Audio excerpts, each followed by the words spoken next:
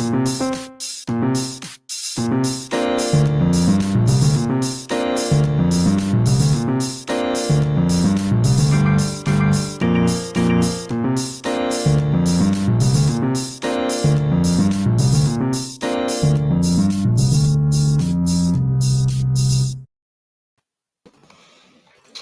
and welcome to the All In Podcast with Bad Beat Bryce and Ryan the Rock. Welcome to our 50th episode. How are you doing today, Ryan? God, 50. That's a crazy number, Bryce. We've come a long way from Instagram Live to edited podcasts on YouTube. Excited for our next step, which is just releasing them on Spotify so people can do that. Jordan said he would help us out with that, so I'm excited for that.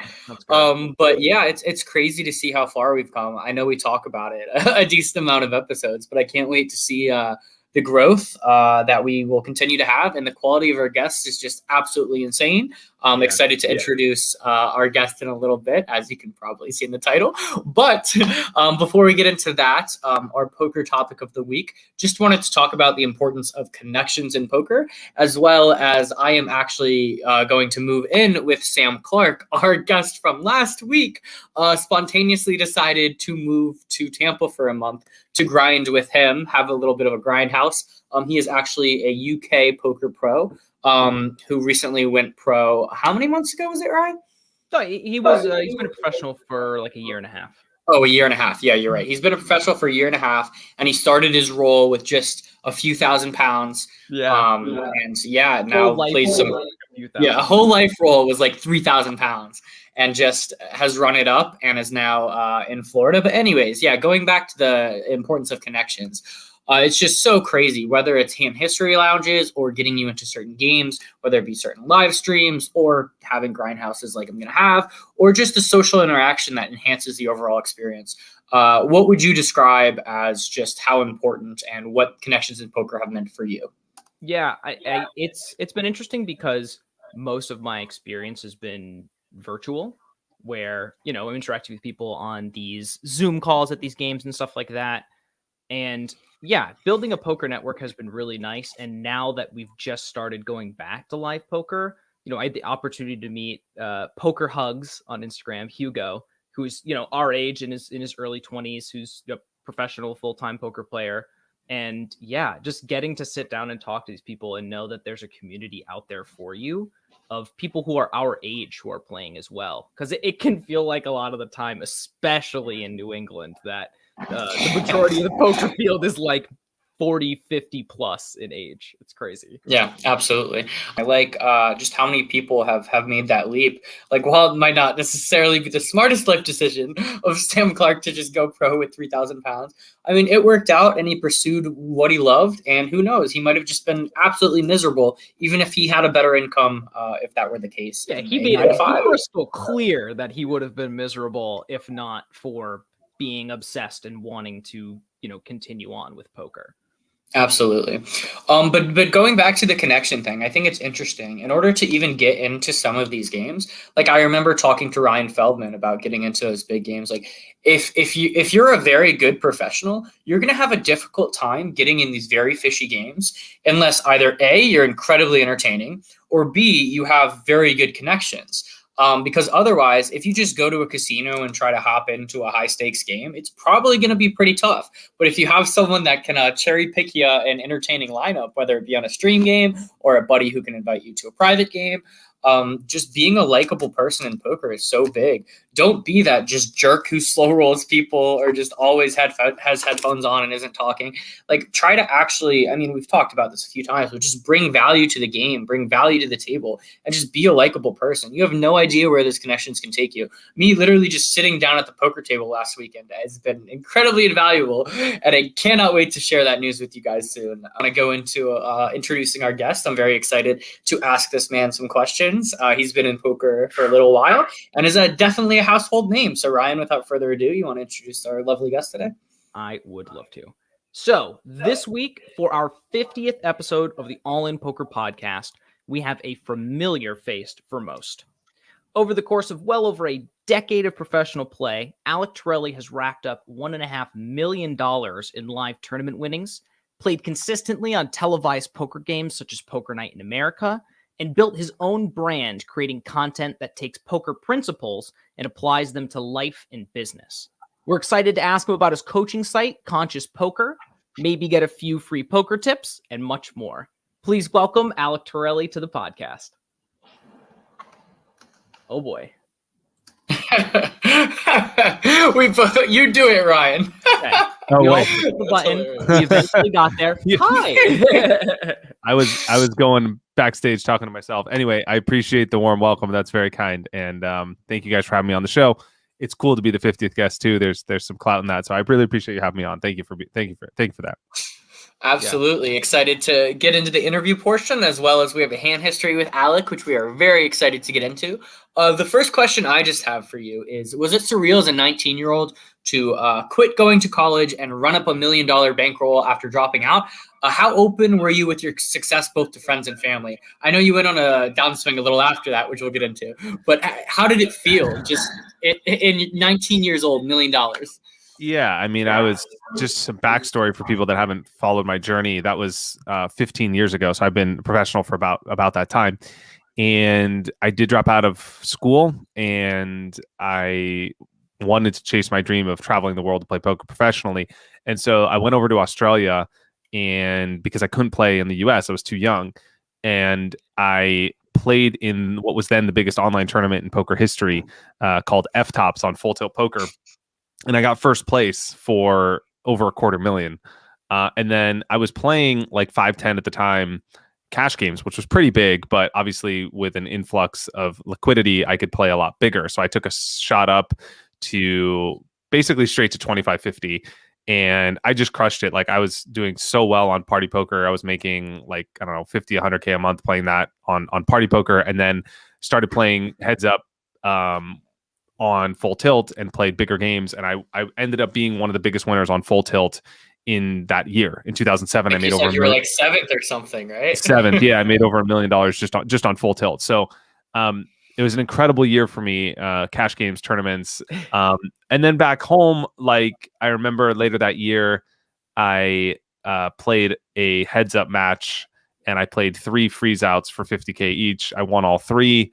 I had about 60% of myself in that match, so I won 90K in like 2 hours that morning. And then I went out later that day and bought an M6 BMW. So this was a lot of stupid shit I used to do in my young young years.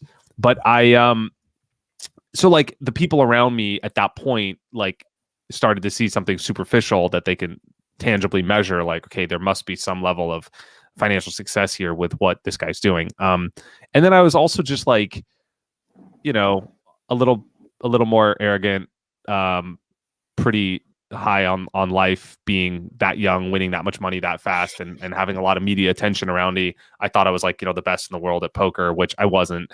And so that went to my head a bit. And so I was also, you know, a little bit more insecure. And so I flaunted my success more than I do now, or I would ever do now. I think a lot of people have gone through that. Obviously, I haven't gone through swings nearly that large, but I think it almost gives you a bigger appreciation for the money, that you have to work harder for it. Like, losing it a little bit and realizing like, oh, maybe I'm not the best, just makes you appreciate everything more. Like, just easy money, if it's just always easy and feels easy, it's not as gratifying. Even if you're spending it on all these lavish things, it probably just didn't feel as good. So it's awesome to hear you bounce back from that, and hear your openness towards your downswing, which we'll get into. But Ryan, do you want to hit him with the next question? Yeah. So I stole a quote that you retweeted for a post today, and I wanted to ask you about it. So you tweeted this quote: "Luck is a function of timing, circumstance, skill level, and effort. Most people interpret luck based on the first two." Yes. Could you unpack that quote a bit for us and explain to us how skill level and effort have an impact on luck? Yeah. So I think most people think luck is like something that's completely beyond their control. And I think maybe even a better, more essential quote is, you know, luck is where preparation meets opportunity, from Seneca, which was said, you know, thousands of years ago. And so most people think luck is just like, they use that as like the word luck is almost used as a excuse or a way to put blame or the control of the situation beyond them and saying, oh, that person's successful, that person's rich, that person's good looking, so therefore they're lucky. Like, and then people do this all the time, and they might not even notice that they're doing it consciously. But when we do that, it's basically like saying, I have nothing I can do to control the situation or better the situation, and therefore I can't improve at all. So it's basically like saying, oh, they're that person got this accolade in life, but they were born into a wealthy family, therefore they're lucky. Oh, so that's why they're successful. It's like, okay, that might be a part of it. That might be a function of timing and circumstance, which are the first two. But in order for that person to have their accolades, they had some skill and effort, right? There's some level of skill that they have and some level of effort that they have to get to the point where they got the accolade. It's not only because they were born into a positive circumstance. And frankly, I think you could even extrapolate this out where people arbitrarily define what is a good circumstance, and they only arbitrarily define that good circumstance for something that's better than their arbitrary circumstance. But if you want to zoom out a little bit, people always say like, oh, well, their dad is rich, or whatever, they're good looking, or they got into this school, or their dad paid the dean to get into this school, so therefore they have this result, right? And therefore I can't do anything about it. Of course they're in a better spot than me. Look at me, I'm victim mentality. Okay, but if you zoom out a little bit, there are a lot of people in the world. In fact, most people in the world would say the same thing about you simply because you're born in the first world. So if you want to zoom out and look at the numbers, one of the things I share in my keynotes is, half the world lives on $5.50 a day or less. And so that means automatically, if you're born in the first world, you've been dealt a winning hand in life. And so that's something that's important to kind of keep in mind, that most people in the world would say the very same thing that someone you might say about someone else. They would say the same thing about you. So luck is largely arbitrary because we create these boundaries by which we define someone that's in a better spot than us, and therefore that person's lucky and we aren't lucky. But what's important to focus on, and what I believe firmly is, you can't really control the hand you're dealt. You can only control how you play the cards. And so by focusing on the skill, cultivating your own skills and cultivating the effort, those are the things you can control.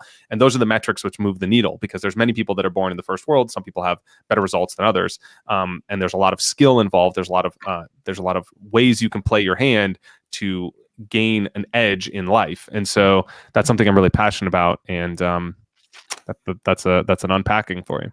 That's a great unpacking. I really appreciate you putting it that way. I feel like I've been a little stuck in my own zone. I feel like a lot of people, because of the pandemic especially, have gotten stuck in their own little tiny bubble. And those bubbles got even smaller during the pandemic, down to just your family level. So it's good. That's great to open up that context a little bit for everyone. My next question for you goes hand in hand a little bit with my first one. A lot of poker players have difficulties moving down in stakes, even when they should, given their current status of their bankroll, when on a downswing. How humbling was it for you when you were forced to move from 300, 600 stakes all the way down to 510?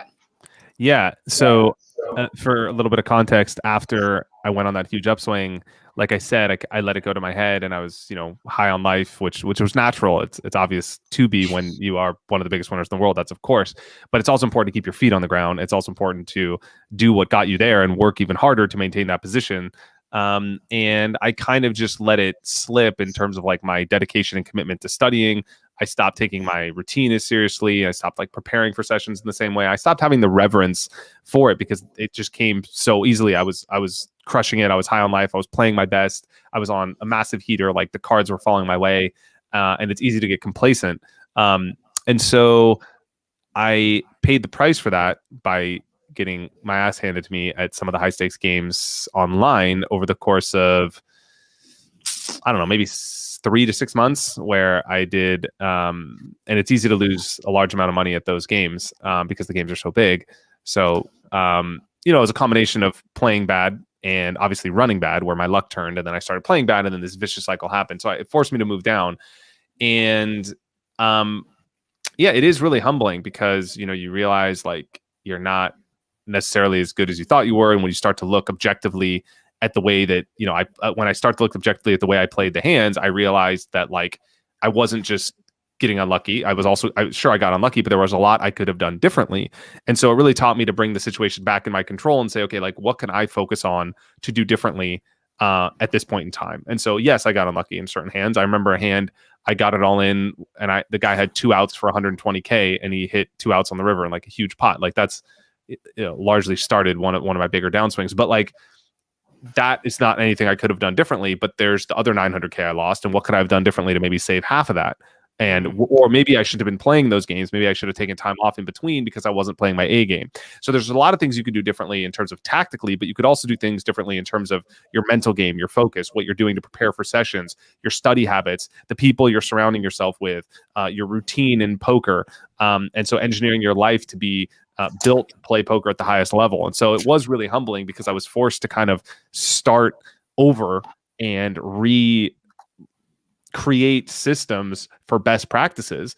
And so I kind of threw everything on the wall and said, okay, like if I was starting over today, which I kind of am, and it was kind of liberating in a way because I was like, okay, now I'm going to like do all the things I should have been doing the whole time when I was on top. I'm going to do those things to get back on top. And it made me really hungry because it really showed me that I wanted to pursue poker and compete at the highest levels in the world and go back to being one of the best in the world.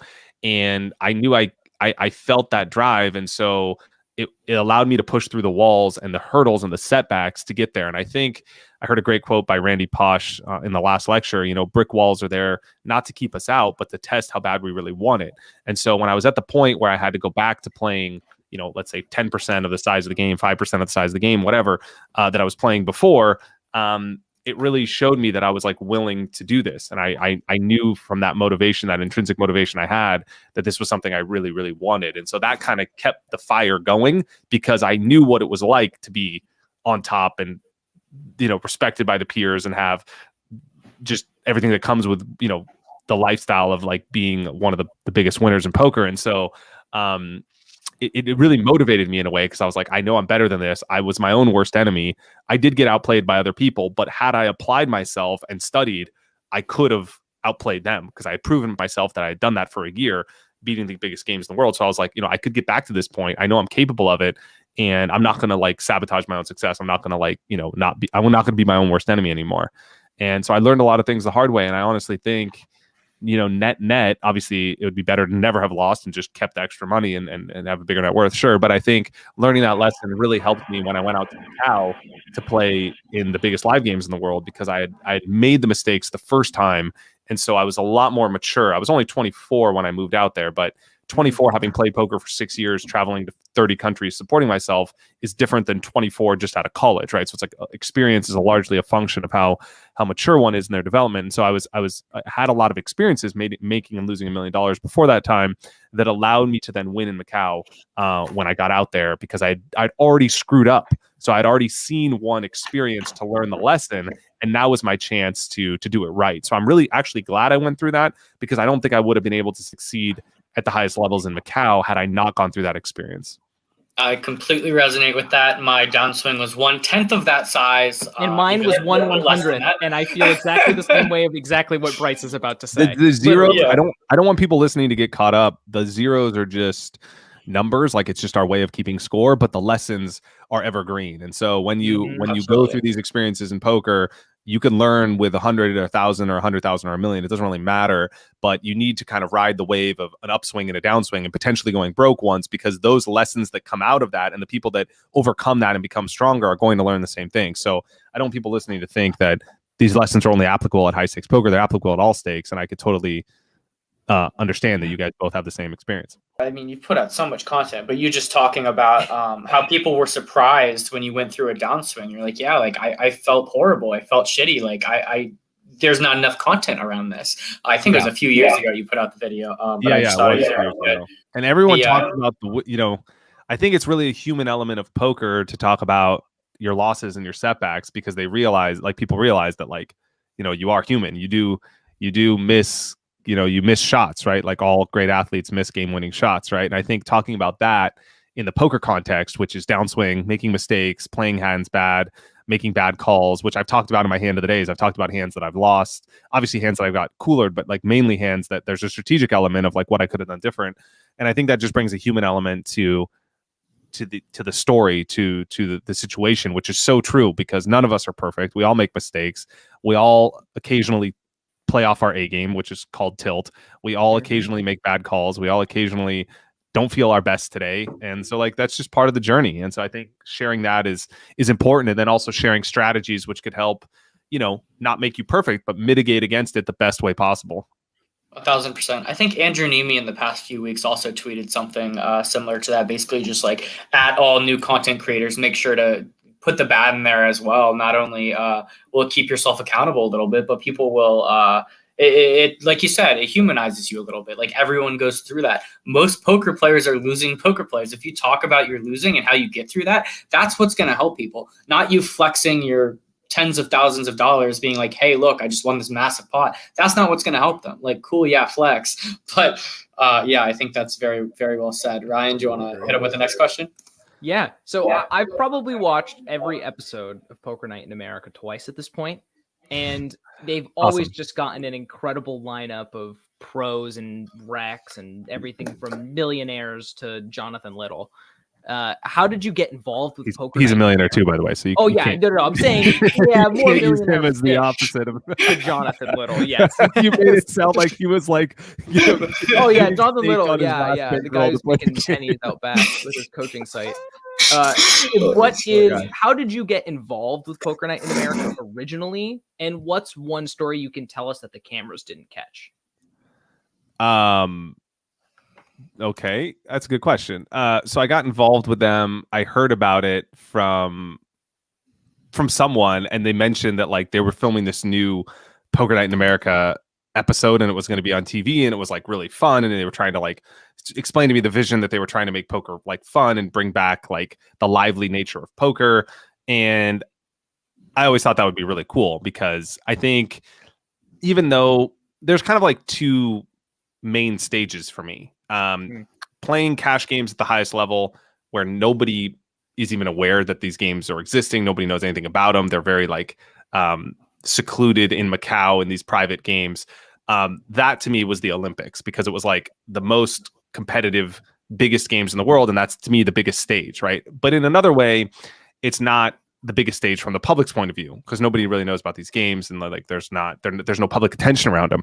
So the other way to kind of play in the NBA of poker is to play on TV in a televised game where like, you can flex a little bit, right? You can kind of like be under the limelight, and you can test yourself under pressure of the cameras against other best players in the world with the pressure, right? And it's what I always tell my clients is like, it's one thing to intellectually know the right play and be an armchair quarterback. And perhaps there's nowhere that being an armchair quarterback is easier than in poker, because you can see the fucking cards. So that's the obvious one. But B, and so people say like, oh, I would have folded there. Like, of course you would have folded. You saw that he had a friggin' straight when you had a pair. Like, obviously you would have folded. I would too, Jesus. So that's one part of the armchair quarterback that's, it's part of the game. But the other thing is that and this is probably the more important one, even if you can't see the cards, there's no emotional decision making involved when you're not in the hand, when you're not the protagonist. So it's a lot easier to give advice to someone. And you probably resonate with this phenomenon. I promise I will bring this back full circle, but you probably resonate with the phenomenon where you're sitting at the table and you're watching someone tank on the river against someone else. And you're like, why is he tanking? It's so obvious this nit has it. Why doesn't he just fold? And the pro's sitting there on levels 27, thinking about GTO, top of his range, all this bullshit he's thinking about. And he talks himself into a call when he should obviously fold. Happens all the time. So why is it obvious to you? Because you're not in the hand, right? So when you put yourself under pressure at the highest level, it's the ultimate test of being in the arena. And so being under the spotlight when everyone's watching you, when you know that people are going to judge you for your plays, is really the quintessential test of your ability to execute on your talent, because it's not only that you have to intellectually know that you should make a certain move here, but it's knowing that everyone is watching you and you're going to get completely lambasted publicly, especially in poker, which is pretty unforgiving. Yep. If you make a mistake, right? Especially against the best in the world when everything's going on. So to me, that was really compelling as a dream as a poker player to say, I want to sit with, like I said, when I was in my whole journey, I've always wanted to be. That's like what's really driven me is money's a way of keeping score, sure, but I really view it like if I could play in the biggest game, that's one way of being at the Olympics. If I could play in the in the best game, in the televised game, that's another way. And so for me, it was always about that. So I was really compelled to play on Poker Night in America. and I forgot. You mentioned connections at the beginning of this show.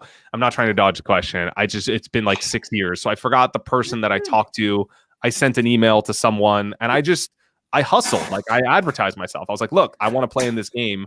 And I figured out a way to get in by talking to people that run it, the people that own it, the people that host it. And I got invited once. And then once you're invited once, I talked to the people that hosted, and it was a lot easier to get invited back because I made a good appearance on the show. And so, that's my story about how I got in the game. And I was a regular on that game when it ran. I played in many of the episodes. I know you've seen, Ryan, a lot of them, but I played all around in different cities around the US. That was really fun. I absolutely loved that. It was probably that and playing the big game Macau are probably the two most fun things I've done in poker.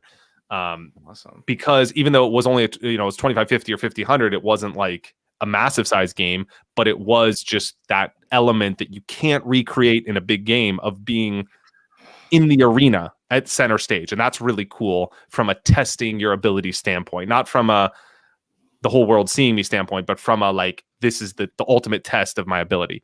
So that was really fun. Oh, you put out a few goal videos over the years, but the one I want to talk about is the one right when you turn 30. You talked about a few things, one including final tabling the main, one being the most influential person in poker, creating a book about high stakes poker in Macau, creating a poker TV show, and making money helping others. How have you been doing on these goals, and how have your goals changed over the last 4 to 5 years? Yeah, thanks for the question. I'm glad you refreshed what I should be focused on. So I haven't final tabled the main. That I haven't done.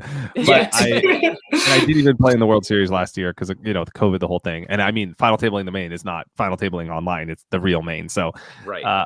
That one's still. I'm probably going to take a shot at the main every year, and I still think I could do it. I really have laid this out in my mind of how it's going to look, and I feel like I can see the finish line. Maybe it won't happen in my 30s, but I'm optimistic it could happen. Let's see. Writing a book about my life as a high stakes poker player in Macau. It's called The Big Game. I've written a third of it. It's one of those things that I pick it up and put it down. So I pick it up for a month and I'll write voraciously like every night, like, for an hour or like an hour in the morning, and I'll be like in the zone and I'll be like living in the characters, and it's really fun and exciting. And then I'll get caught up with a project because I do manage my team, Conscious Poker. I create content. I got caught up in BitClout recently, which is a decentralized version of Twitter, a social media platform. So I've been all in on that, building a course for that and a brand. And so I just put the book down, and I'll pick it back up again. But I think in my 30s, hopefully in my 30s, I'll get that done. I'd love it to be a great book, like a bringing down the house kind of version of blackjack, but for poker, because a story like that's never really been told in poker. And frankly, there's really not many people that can tell it, just because there hasn't been many people that have played at that level in that game. There's only a handful of us. And so I really think I have a unique angle on poker, a story to tell in poker that's never been done. And then I'd like to convert that book, once the book becomes a best-selling book, I'd like to turn that into a TV show, like a episodic 5-season Mad Men style of show about the life of poker, like a poker player as the protagonist. And so the show really isn't about poker any more than Mad Men is about advertising. Sick. It lives in the advertising world, so it would live in the poker world, but it's about the characters. And that's any great TV show. So I'd love that book to bring attention around the story, and then that could get parlayed into a book. I mean, into a TV show. Cool. So that's the vision there. So it's kind of like that's like a kind of like the same goal in the sense it's like a step 1, step 2, and then that's also like part of the trend of being an influential person in poker. I don't see myself doing it necessarily as a player, but as someone that's sharing like what my vision is at Conscious Poker is to help live in a world where everyone could love and appreciate the game of poker and the principles it could teach us.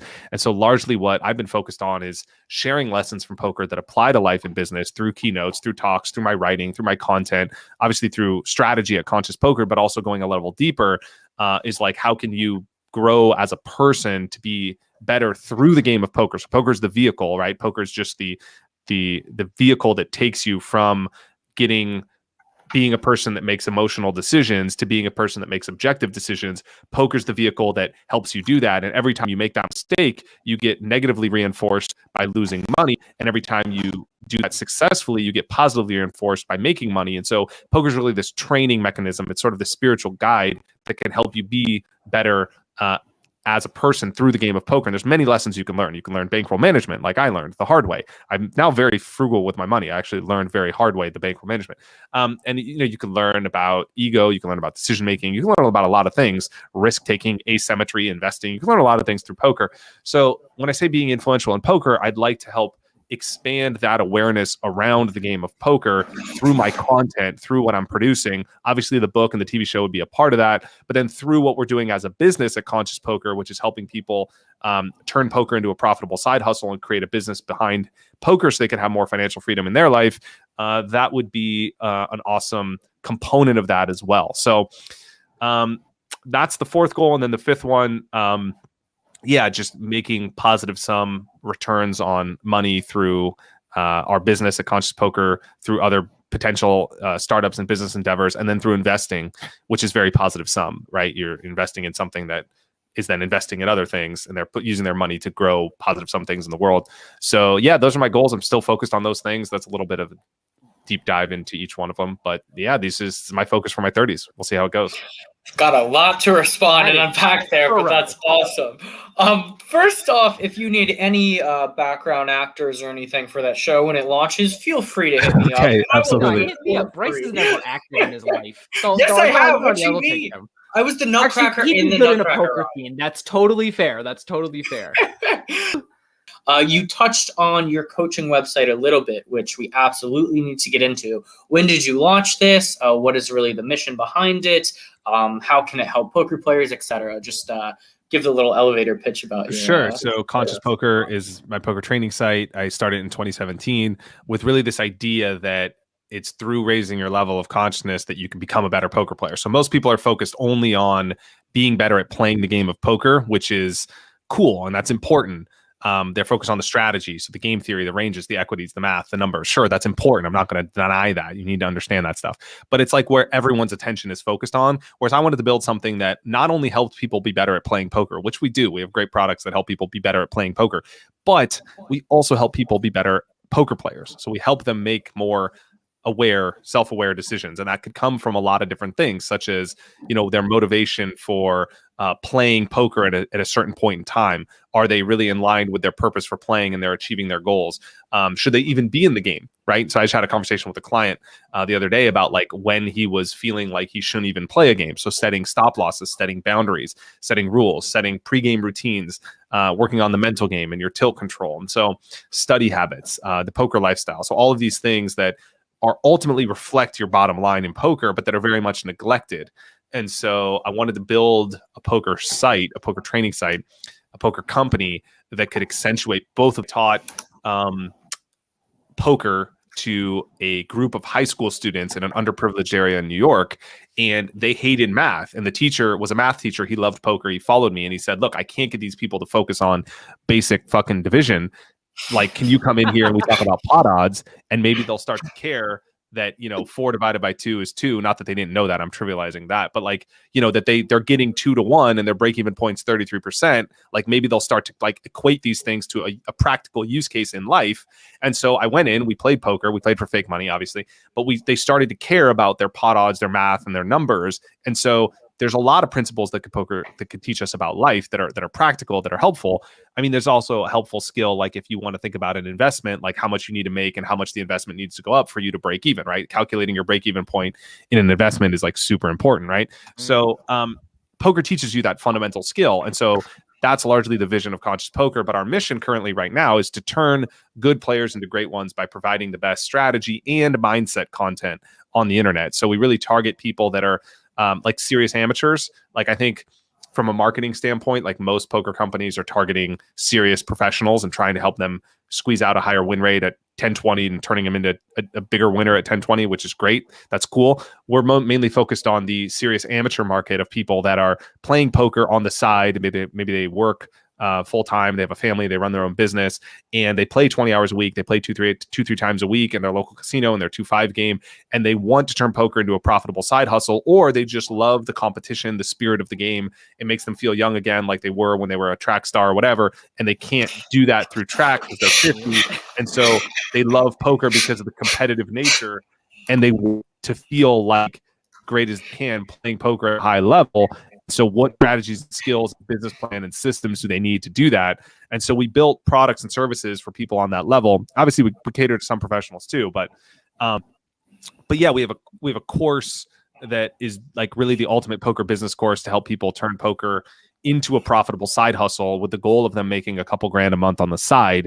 And so we walk them through building a poker business plan, a bankroll management system, which games and stakes are right for them, what is the variance they're going to experience, when should they move up and down in limits, working with their image in poker, the psychology, dealing with the mental game, having a routine for when they play, when should they quit games, what is their study habits going to be like, how do they always play their A game.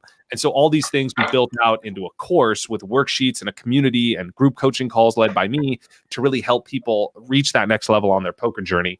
And then we supplement that. That's how to be better as a poker player, but how to be better at playing poker. We supplement that with our membership, which is all the strategy component. So we build people's strategy from the ground up in a linear step-by-step process so that they start with, the fundamentals and they work their way up through math and game theory and pre-flop play up into hand reading. And so they build their strategy from the ground up.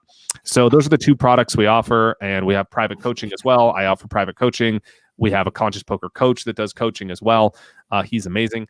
And yeah, people love it. It's a great service. And our next cohort begins in June. So I'm excited about that and excited to help more people on their journey. It's fun. Yeah, it sounds like an awesome one-stop shop for everything recreational player needs. I get so many questions just when I post stupid Instagram things, just such basic questions like, how do I study? Like, when should I stop my session? Like, how big should my bankroll be to even play 1-2? Like, just all of these questions. You've been through the ringer and you obviously have a ton of resources. On the off chance you don't know how to answer a question, you have people in a community who can do that. And I definitely think it's good that you found that this niche that isn't necessarily as targeted as, like you said, all these other companies. So you guys make sure to check out his website. We will be sure to link that in the description. One thing that you kept on bringing up that I'm actually really, really curious about is what you recommend for a warm-up routine before your session. I've been pretty bad recently about and online, like when you're at home, it's different than when you're going to live. Could you tell us what is a good online prep for you working at home and what is a good prep for you going to the casino to play live? Totally. So there's definitely some crossover between online and live prep in the sense that, and actually I think this is one of those things that things you apply in poker can also apply to your personal life too, because like if you think about what an optimal pregame poker routine is meant to do, it's meant to be something that you take action on that engineers you to be in the best state of mind possible to play your best poker session, right? And poker is a mental performance sport. So of course, if you're going to do something, you're going to take a series of actions or steps or commitments to be a mental performance athlete performing at a high level. You can also take that to live poker. You can take it to online poker, but you could also take it to working for yourself, giving a speech, or going to the gym. You can take it to anywhere, right? Because it's like it's a system that's going to help you regardless of what you're doing for that day. If it works for playing high stakes poker, there's certain elements of it that are going to work for business and what else you're doing. So I think the core level of it is you want to think about your framework for approaching this process, and you want to treat yourself like an athlete would. So if you just model yourself after what an athlete would do on game day or before game day, because I always say to my clients, the power routine really starts the day before the session, because if you're out, I had a client that told me he drinks sometimes because he plays poker on weekends, and he went out drinking on Friday and then he plays on Saturday. And I was like, look, well, if you treat yourself like an athlete, Tom Brady doesn't drink the day before the Super Bowl, right? Because not that every day is a Super Bowl, but he doesn't even drink the day before practice because you can't, right? So if you just start to think about yourself like a Ferrari, like you treat yourself like a mental performance athlete, and you ask yourself the basic questions of yes or no, does this fit into serving or hindering my process and growth in this framework, it's kind of easier to think about the things that you should be doing, or definitely the things you shouldn't be doing. And I'll also say, like, there's not like my routine is not the best routine. It's ultimately finding out what works for you. But I think it's important to start the day before your session Obviously, get a good night's sleep. Obviously, not drink. Be aware. Less subtle things are to be aware of your caffeine intake.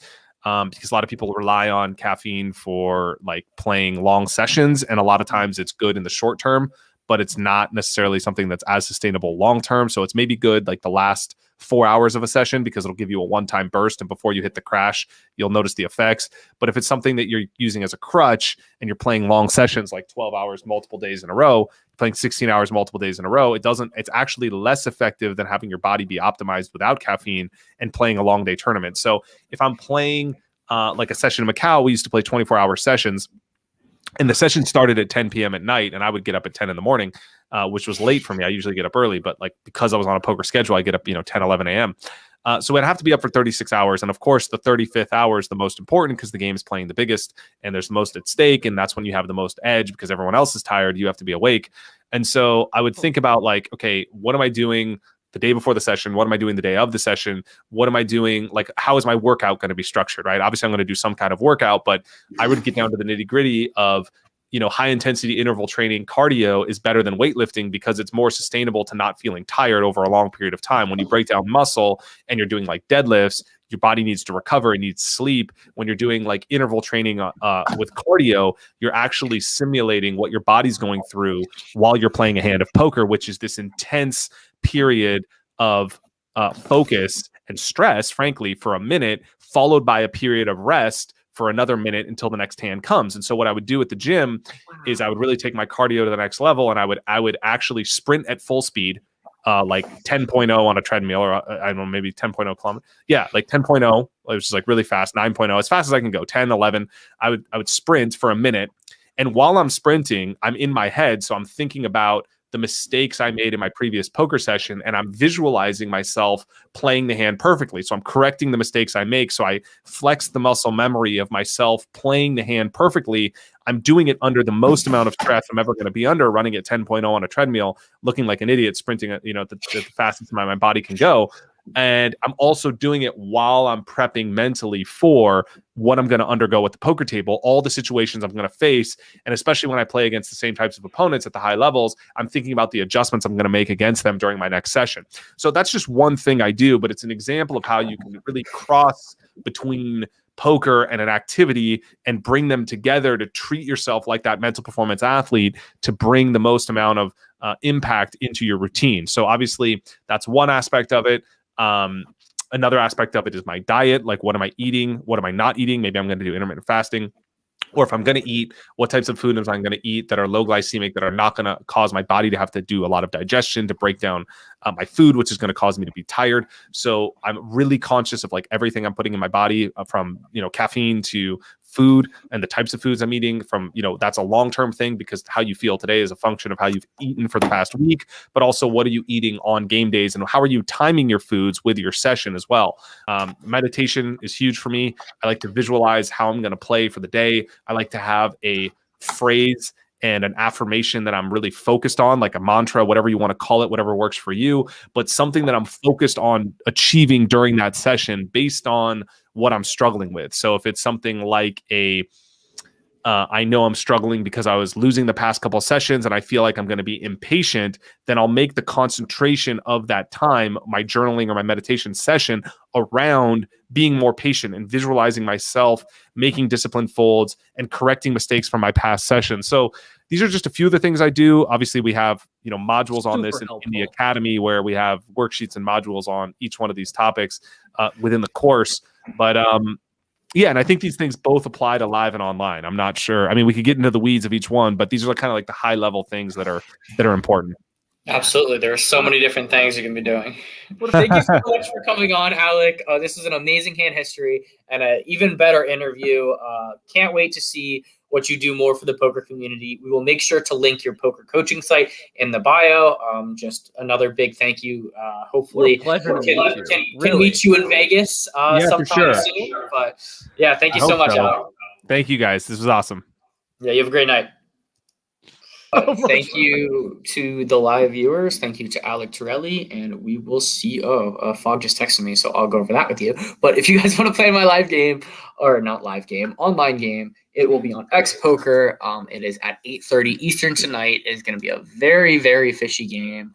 Rumor has it the host is giving a 10% deposit bonus to those who have never played. Whoa. Whoever the host is should probably hit him up at that price on Telegram.